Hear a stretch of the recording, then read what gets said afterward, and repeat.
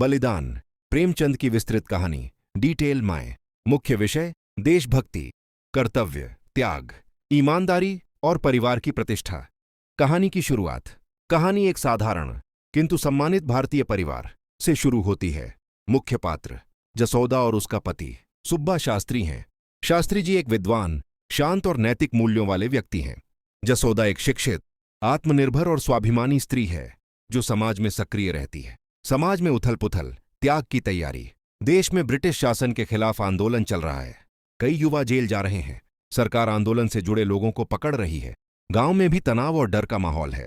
एक दिन सवेरे सवेरे गांव में खबर फैलती है कि एक क्रांतिकारी युवक पुलिस से बचकर भाग आया है और कहीं छिपा हुआ है। लोग उसे पकड़वाने से डरते हैं, पर उसका साथ भी नहीं छोड़ना चाहते।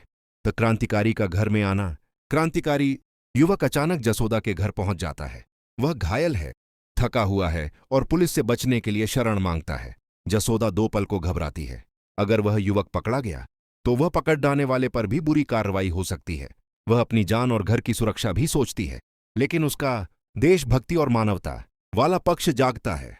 वह बिना देर किए युवक को अपने घर में छिपा लेती है, उसके घाव पर दवा लगाती है और उसे खाना देती है। पुलिस का घर पर पहुंचना। थोड़ी देर बाद पुलिस उनके घर पर आती है।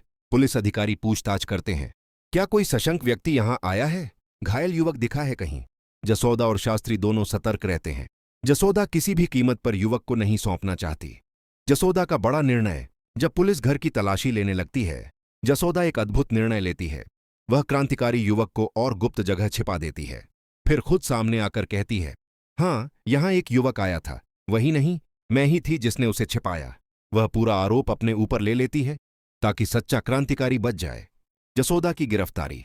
पुलिस उसे तत्काल गिरफ्तार कर लेती है। शास्त्री यह देखकर टूट जाते हैं, लेकिन जसोदा की आंखों में दृढ़ता होती है। शास्त्री जी जेल जाने आते हैं। जसोदा मुस्कुराकर कहती है, यह बलिदान मैंने अपने देश के लिए दिया है। इसमें रोने का नहीं, गर्व करने का समय है। शास्त्री जी उसकी महानता के आगे नतमस्तक हो जाते हैं। उन कहानी का सार, मोरल।